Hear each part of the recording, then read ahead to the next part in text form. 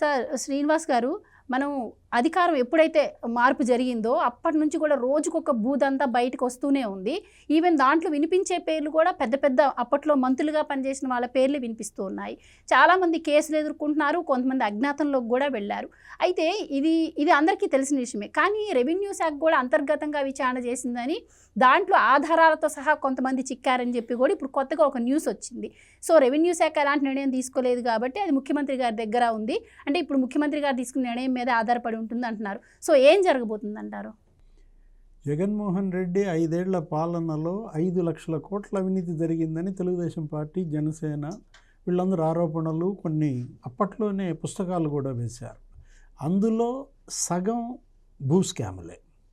అంటే దగ్గర 2 లక్షల కోట్ల భూ దందాలు జరిగాయని, ప్రతి నియోజకవర్గంలో 1000 కోట్ల భూమి ఏది అక్కడ ఉన్నటువంటి ప్రజాప్రతినిధో, అక్కడ ఉన్నటువంటి మంత్రో, అక్కడ ఉన్నటువంటి ఇన్ఛార్జో కబ్జాలు చేశారని, 175 నియోజకవర్గాల్లో 1000 కోట్ల చొప్పున లెక్కేసుకుంటే 1,75,000 కోట్లు భూమి హాంఫట్. అంటే ఇవాళ ఆంధ్రజ్యోతిలోనూ దీనిలో చూసాం మనం. ఏంటి అసలు రెవెన్యూ వాళ్ళు చేసిన విచారణలో దగ్గర మరి మంత్రులు, లేకపోతే ఒక 48 మంది శాసనసభ్యులు, ఒక 120 మంది నేతలు ఇంత పెద్ద ఎత్తున భూదందాలకు పాల్పడ్డారంటే, దాంట్లో కూడా నీకు 48 మంది తహసీల్దార్ల పాత్ర, 22 మంది డిప్యూటీ కలెక్టర్ల పాత్ర, వీళ్ళందరూ కూడా మరి దోషులుగా. దీన్ని ముఖ్యమంత్రి ఏసీబీకి ఇస్తారా, విజిలెన్స్కి ఆదేశిస్తారా, కోర్టు ముఖ్యమంత్రి బంతికి ముఖ్యమంత్రి కోర్టులో ఉందంటున్నారు. ఎందుకంటే ఇవాళ మొత్తం వచ్చిన ఫిర్యాదులన్నీ రెవెన్యూకి సంబంధించినవి.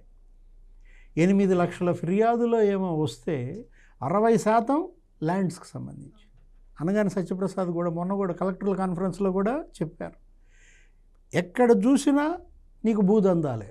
ఏది అటు అధికారులు భూ కబ్జాలకు పాల్పడ్డారు, వాళ్ళ కుటుంబ సభ్యులు భూ కబ్జాల్లో ఉన్నారు. నెక్స్ట్ ఇక్కడ నాయకులు, ఎమ్మెల్యేలు, మంత్రులు. పెద్దిరెడ్డి రామచంద్రారెడ్డి ఉదంతమే తీసుకుందాం. మదనపల్లిలో అసలు ఫైళ్లు తగలబెట్టిన కేసు, 2 ఆర్డీఓలు సస్పెండ్ అయ్యారు, అనేక మంది రెవెన్యూ ఉద్యోగులు సస్పెండ్ అయ్యారు అక్కడ. అంటే ఒక్క మదనపల్లిలోనే 20,000 ఎకరాలు అన్యాక్రాంతమైందని, ఏదో రాగాలపల్లి అని చెప్పి ఒక ఊరు జమీందారి భూములు 1000 ఎకరాలు పెద్దిరెడ్డి ఆయన యొక్క బినామీల పేరు మీద రిజిస్ట్రేషన్ చేయించుకున్నారని, పెద్దిరెడ్డి భార్య స్వర్ణం ఎవరో ఉంది ఆమె పేరు పైన రేణిగుంట అక్కడ ఏదో అసైన్ భూమి. అంటే అటవీ భూముల గురించి మళ్ళీ కొత్తగా వచ్చింది. ఏది పెద్దిరెడ్డి రామచంద్రారెడ్డి అక్కడ అడవుల్లో దగ్గర 75 ఎకరాలు కబ్జా చేశారని, అడంగల్ ఉందంటాడు, అక్కడ ఒక పెద్ద విలాస భవనం కట్టాడని, అదేంటి కూలాళ్ళ కోసం కట్టానంటాడు. పెద్దిరెడ్డి రామచంద్రారెడ్డి అక్కడ తిరుపతిలో కూడా బుగ్గమఠం భూములపైన ఒక 4 ఎకరాలు 3 ఎకరాలు ఆయన ఆక్రమించుకుని అక్కడ విలాస భవనాలు, ఒక గుడి, ఇవన్నీ కూడా కట్టేశారు. అంటే అతనే కాదు, సజ్జల రామకృష్ణారెడ్డి, ఆయన కుటుంబ సభ్యులు అక్కడేంటి అటవీ భూములు 105 ఎకరాలు వాళ్ళ దాంట్లో ఉన్నదని, దానిపైన అటవీ శాఖ సర్వేలకు ఆదేశించిన పరిస్థితుల్లో ఒక్క రాయలసీమలోనే వీళ్ళు పెద్ద ఎత్తున మరి భూ కబ్జాలకు పాల్పడితే, అటు ఉత్తరాంధ్రలో విజయసాయిరెడ్డి, సుబ్బారెడ్డి వాళ్ళ భూదందాలు. అంటే 40,000 ఎకరాలు అక్కడ అన్యాక్రాంతమైందండి. విశాఖపట్నంలో గుడివాడ అమర్నాథ్, అనకాపల్లి సహకార సంఘం భూములన్నీ అతను కబ్జా చేశారని మనం చూసాం. దసపల్ల భూములని, ఆశ్రమ భూములని, విశాఖపట్నం మొత్తం భూ కబ్జాలకే పాల్పడిన నేపథ్యంలో సాక్షాత్తు సిఎస్ మీదే ఆరోపణలు. జవహర్ రెడ్డి ఏంటి అక్కడ ఉన్నటువంటి జనసేన కార్పొరేటర్ ఎవరో మూర్తి యాదవ్, అసలు వాళ్ళిద్దరి మధ్య ఒక యుద్ధం నడిచింది. కోర్టుకి వెళ్ళారు. ఆ భోగాపురం ఎయిర్పోర్ట్ సరౌండింగ్స్లో జవహర్ రెడ్డి, ఆయన కొడుకు, ఆయన మేనల్లుడు, వాళ్ళ బినామీలు 1000 కోట్ల విలువైన భూములు కబ్జా చేశారని. ఆయన ఎవరు? Chief secretary. ఒక చీఫ్ సెక్రటరీ మీదే ఆరోపణలు ఇదే ఫస్ట్ టైం మనం వింటున్నాం. గతంలో ఎంతమంది సిఎస్లను చూడలేదు. అసలు ఈ నిషిద్ధ భూములని మరి ఆ జాబితా నుంచి తప్పించడం కోసమే జీవో 596 తీసుకొచ్చాడని. ఇప్పుడు ఈరోజు వచ్చిన వార్తలే కాదు, మొన్న కలెక్టర్ కాన్ఫరెన్స్లో డిస్కషన్ కానీ, అంతకుముందు అసెంబ్లీలో చర్చ కానీ, క్యాబినెటే దీని మీద అనేక సందర్భాల్లో భేటీ అయిన పరిస్థితుల్లో 13.95 లక్షల ఎకరాలు వీళ్ళు ఫ్రీ హోల్డ్ చేశారని, దానిలో 5-6 లక్షల ఎకరాలు అసైన్ భూములని, అంటే ఎవరి ఎస్సీ ఎస్టీ బీసీ వీళ్ళ భూములు లాగేశారని. అంటే ఇప్పుడు లెక్క చూస్తే నీకు మొత్తం దానిపైన రిజిస్ట్రేషన్ జరిగింది 25,000 ఎకరాలకని. ఆ 25,000 ఎకరాల రిజిస్ట్రేషన్లో కూడా దగ్గర దగ్గర 8-9 ఎకరాలు ఏంటి అది తప్పుడు రిజిస్ట్రేషన్లని వాళ్ళ నిర్ధారణకు వచ్చిన పరిస్థితుల్లో దీనిపైన విజిలెన్స్కి ఇస్తారా, ఏసీబీకి ఇస్తారా? ఎందుకంటే ఇది భూమికి సంబంధించినటువంటి అంశం. ఇప్పుడు ఇవాళ భూ బకాసురులుగా వీళ్ళు గతంలో ఎన్నో పార్టీలు ఈ రాష్ట్రాన్ని ఏలాయి, ఎంతోమంది ముఖ్యమంత్రులు పనిచేశారు, మంత్రులు చూశారు, మనం ఎమ్మెల్యేలను చూసాం. అసలు ఇన్ని రకాల భూ కుంభకోణాలకు పాల్పడ్డారంటే, ఇంత పెద్ద ఎత్తున భూ ఆక్రమణలు జరిగాయంటే దీనిపైన అసలు ముఖ్యమంత్రి కావచ్చు, లేకపోతే ఆయన మంత్రివర్గం, అసెంబ్లీ అసలు ఒక ప్రత్యేకమైనటువంటి దృష్టి పెట్టాలి. ఒకటి, బాధితులకు న్యాయం చేయాలి, 2 దోషులను కఠినంగా శిక్షించాలి. రైట్ సార్, స్వయంగా చంద్రబాబు గారు కూడా చాలాసార్లు చెప్పారు, వస్తున్నటువంటి కంప్లైంట్స్లో 80% భూములకి సంబంధించే వస్తున్నాయి.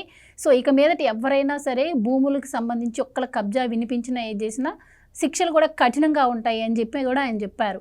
కానీ ఇప్పటి వరకు ఎవరైతే ఈ అక్రమాలకు పాల్పడ్డారో వాళ్ళందరి కోసం కూడా ఒక కొత్త చట్టాన్ని కూడా ఆయన తీసుకురావడం జరిగింది, యాంటీ ల్యాండ్ గ్రాబింగ్ యాక్ట్ తెచ్చారు.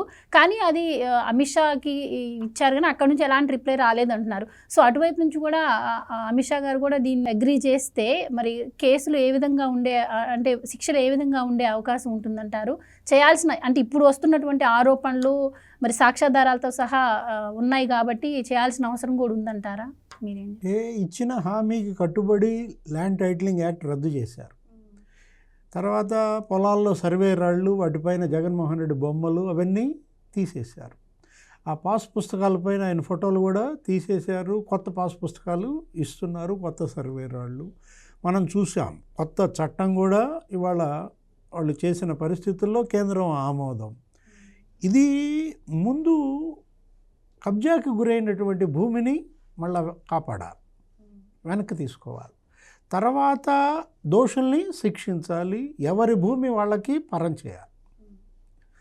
దీనిపైన అసలు రాష్ట్ర ప్రభుత్వం ప్రత్యేక ఒక మిషన్ అప్రోచ్లో వెళ్ళాలి. ఎందుకంటే మిషన్ మోడ్ అప్రోచ్లో వెళ్ళకపోతే ఇదంతా అయ్యేది కాదనమాట. ఇంతమంది పెద్ద ఎత్తున ఇది ఒక ర్యాకెట్. ఇది ఇప్పుడు మనం తీసుకున్నట్లయితే మరి 42 మంది ఎమ్మెల్యేలు ఉన్నారు దీంట్లో, లేకపోతే 120 మంది వైసీపీ లీడర్లు ఉన్నారు, మంత్రులు ఉన్నారు. అంటే మనం ఒంగోలు ల్యాండ్ స్కామ్ గుర్తొస్తాం. ఇప్పుడు 4 ఏళ్ల క్రితం ఒంగోలులో ఇలా ఏం జరిగింది, భూములు కబ్జా చేశారు, అసలు నకిలీ స్టాంపులు పుట్టించారు, నకిలీ డాక్యుమెంట్స్ తయారు చేశారు. దానిపైన విచారణ జరిగింది, విజిలెన్స్. దాంట్లో ఏం జరిగింది, అది 110 కేసులు, ఒక ఒంగోలులోనే 110 కేసులు బుక్ అయితే ఇప్పటి వరకు 2 ఛార్జ్షీట్ వేశారంట. మరి మిగతా వాటిలో ఛార్జ్షీట్ ఎందుకు వేయలేదు? దానిలో ఒక 200 మంది నిందితులు ఉన్నారు.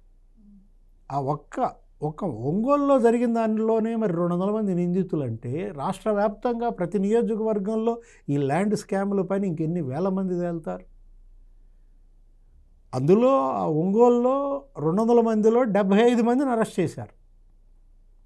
అరెస్ట్ చేయటం, వీళ్ళు మళ్ళీ బయటకు వచ్చేయటం ఏదో జరుగుతోందన్నమాట. ఇప్పుడు జోగి రమేష్ కొడుకు మనం చూసాము, జగ్గయ్యపేట దగ్గర అంబాపురం ఏదో అక్కడ అగ్రిగోల్డ్ భూములే కబ్జా చేశారు, దగ్గర 10 కోట్ల రూపాయల విలువైన భూములు, స్థలాలు. అందులో జోగి రమేష్ మరి తమ్ముడి పాత్ర, జోగి రమేష్ కొడుకునే అరెస్ట్ చేశారని మనం విన్నాం. అంటే అసలు ఏమైంది ఆ కేసు? ప్రతి ఒక్క మంత్రి జగన్మోహన్ రెడ్డి హయాంలో పెద్ద ఎత్తున ల్యాండ్ స్కామ్స్ మనం విన్న నేపథ్యంలో చెరువులు కబ్జా చేశారు. ఉషశ్రీ చరణ్ అక్కడ ఆమె మరి అనంతపురం జిల్లాలో సుజలాన్ అని చెప్పి ఒక కంపెనీ, దాని భూములు ఆమె ఆక్రమించింది, దగ్గర దగ్గర 120 ఎకరాలు ఏమో. మరి అక్కడ ఒక పెద్ద రియల్ ఎస్టేటు, అక్కడ ఆమె ఏంటి అసలు చెరువుల్లో మళ్ళీ బోటింగు, అసలు మొత్తం ఆ చెరువు భూములన్నీ ఆక్రమించటం. ఏమైంది ఆ ఉషశ్రీ చరణ్ మంత్రి అప్పట్లో ఆమె భూ కబ్జాల పరిస్థితి? కేతిరెడ్డి వెంకటరామరెడ్డి ఎవరో ఉన్నాడు. ఇప్పుడు యువగళం పాదయాత్రలో లోకేష్ ఏదో అసలు అది ఎర్ర గుట్ట 20 ఎకరాలు ఏమో అసలు కబ్జా చేశాడని చెప్పి ఏరియల్ సర్వేలో ఫోటోలు వదిలి అక్కడే అతను పెద్ద భవనాలు, లేకపోతే అక్కడ అసలు ఒక హార్స్ క్లబ్ లాగా పెట్టుకోవటం, చెరువులు ఆక్రమించాడని, గుట్ట ఆక్రమించాడని. ఏమైంది ఆ కేతిరెడ్డి వెంకటరామరెడ్డి భూములకు సంబంధించినటువంటి అంశం? అంటే ఇవన్నీ చట్టాలు కఠిన తరంగా లేకపోవడం వల్ల వీళ్ళందరూ ఎస్కేప్ అవుతున్నారు అనుకోవచ్చా? అంటే ఎక్కడికక్కడ ప్రతి నియోజకవర్గంలో జరిగినటువంటి భూ కబ్జాల పైన ఇవాళ విచారణ జరిపించాలి. రాష్ట్ర స్థాయిలో దీనిపైన ఒక కమిషన్ ఏర్పాటు చేసుకోవాలి. అసలు దీనికి ఒక మంత్రినే అటాచ్ చేయాలి. ఇప్పుడు సిసోడియా మనం చూసాం, ఏది మదనపల్లెలు కూర్చున్నారు అప్పుడు ఆ ఫైళ్ళు తగలబెట్టిన కేసులో. అక్కడ ఆయన వినతి పత్రాలు తీసుకుంటే 2 రోజులు ఉన్నాడు, 2 రోజుల్లో 3000 దరఖాస్తులు వచ్చినాయి అన్నారు. ఒక మదనపల్లి ఫైల్స్ అని కాదు, లేకపోతే ఒక విశాఖ ఫైల్స్ అని కాదు, ఒక పల్నాడు ఫైల్స్ అని కాదు, మొత్తం రాష్ట్ర వ్యాప్తంగా 5 ఏళ్లలో జగన్మోహన్ రెడ్డిని అడ్డం పెట్టుకొని అతని గ్యాంగ్ మొత్తం భూ కబ్జాలకు పాల్పడిన పరిస్థితుల్లో నీకు అటవీ భూములు, దేవాదాయ భూములు, పోరంబోకు, రెవెన్యూ పోరంబోకు, కొండ పోరంబోకు, చెరువు పోరంబోకు మొత్తం ఎక్కడికక్కడ కబ్జాలు చేశారు కదా. అంటే అసైన్డ్ భూములు మనం అనుకున్నది 14 లక్షల ఎకరాల్లో దగ్గర 5-6 లక్షల ఎకరాలు అసైన్డ్ భూములే వీళ్ళు కబ్జా చేశారు. దీనికోసమే ఒక ప్రత్యేకమైన జీవో కూడా తెచ్చారు. అసలు ఏమైంది ఆ జవహర్ రెడ్డి అంశం? సిఎస్గా పనిచేసిన అతని పైన ఈ ల్యాండ్ స్కామ్ ఆరోపణలు రావడం, సజ్జల రామకృష్ణారెడ్డి వీళ్ళందరూ ఇవాళ పెద్దిరెడ్డి రామచంద్రారెడ్డి ప్రతి నియోజకవర్గంలో భూములే వీళ్ళు కబ్జాలు చేశారని, అటవీ భూములనే వదలలేదంటే మొన్న చూసాం deputy CM Dachepalli Saraswati power, అక్కడ అతను ఎవరు జగన్మోహన్ రెడ్డి అటవీ భూములను ఆక్రమించాడని చెప్పి అక్కడ తహసీల్దారులు, రెవెన్యూ ఆఫీసర్లు అందరూ వెళ్ళి 22 ఎకరాలు మరి అక్కడ లెక్క తేల్చిన పరిస్థితుల్లో ఇవాళ కబ్జాకి గురైనటువంటి భూమి మొత్తాన్ని మళ్ళా స్వాధీనం చేసుకోవాలి. దోషుల్ని కఠినంగా శిక్షించకపోతే నీకు సందేశం ఏం పంపిస్తున్నట్టు సమాజానికి? ముఖ్యమంత్రి గారు దీనిపైన చాలా సీరియస్గా ఉన్నారు. చంద్రబాబు మొన్న కూడా అసెంబ్లీలో మాట్లాడితే భూమి జోలికి వస్తే సహించే ప్రసక్తి లేదని ఆయన ఇచ్చిన వార్నింగ్. భవిష్యత్తు కబ్జాల సంగతి సరే, జగన్మోహన్ రెడ్డి హయాంలో జరిగినటువంటి భూ ఆక్రమణల అంతు తెల్చాల్సిన బాధ్యత కూటమి ప్రభుత్వం పైన. అంటే ఎవరు భూ కబ్జాలకు పాల్పడతారో వాళ్ళకే ఓట్లేస్తున్నారా? ప్రజలు ఈ భూ కబ్జాదారుల్ని, భూ బకాసురుల్ని ఎన్నుకుని శాసనసభకి పంపిస్తే పరిస్థితి ఇదే అన్నమాట. అంటే మీరు తెలుసుకోవాలి, చైతన్యం జనంలో రావాలి. ఇవాళ నువ్వు ఎమ్మెల్యేగా గెలిపించినాడు, నీ భూమిని కబ్జా చేసుకుంటే ప్రజాప్రతినిధుల పరిస్థితి అలా ఉంటే ఈవెన్ ఇందులో కలెక్టర్లు కూడా భాగస్వాములు అవడం ఇంకా ఏది వాడు తింటా వీడిని తినబెడుతున్నాడు. ఏది ఇక్కడ ఏంటి ఎమ్మెల్యేలు కలెక్టర్లు, లేకపోతే ఎమ్మెల్యేలు ఆర్డీఓలు, మంత్రులు డిప్యూటీ తహసీల్దార్లు. మనం అదే కదా ఇప్పుడు ఈ లిస్టు 120 మంది మరి ఇవాళ దీంట్లో ఎదుర్కొన్నారంటే 42 మంది ఎమ్మెల్యేల పైన భూ కబ్జా ఆరోపణలు. అంటే అసలు వీళ్ళు ఒక శ్వేతపత్రం వేశారు. మనం చూసాం ఏది ల్యాండ్ స్కామ్స్ మీద, ఈ కబ్జాల మీద ముఖ్యమంత్రి మొదట్లో ఒక 7 శ్వేతపత్రాలు అసెంబ్లీలో ఇచ్చిందంటూ 1,75,000 ఎకరాలు అన్యాక్రాంతమైందని చెప్పి ఇచ్చారు. దాంట్లో ఏది దాని 35,576 కోట్ల విలువైన భూమి, అది కూడా ఏది మార్కెట్ వాల్యూ. అంటే దానిలో ఒక విశాఖపట్నంలోనే నీకు 5,000 కోట్ల రూపాయలు విలువైన భూమి అని ప్రభుత్వం చెప్పింది. ఏది శ్వేతపత్రంలో. ఈ హయగ్రీవ ల్యాండ్స్, లేకపోతే ఈ రామానాయుడు స్టూడియో మొత్తం అన్నీ కబ్జాలు చేసేసారు. ఆ దసపల్ల భూములు ఇవన్నీ కూడా అన్నమాట. అటు రాయలసీమ, ఇటు ఉత్తరాంధ్ర, కోస్తాంధ్రలో గతంలో ఎప్పుడూ ఇన్ని భూ కబ్జాలకు పాల్పడరు. కాబట్టి రాష్ట్ర ప్రభుత్వం ఇవాళ గవర్నర్ లేకపోతే ముఖ్యమంత్రి దీనిపైన పూర్తి దృష్టి పెట్టాలి. ఏది భూ కబ్జాలంటే అసలు భవిష్యత్తులో పాల్పడాలంటేనే భయపడే పరిస్థితి రావాలి. అలా భయపెట్టగలదా కూటమి ప్రభుత్వం?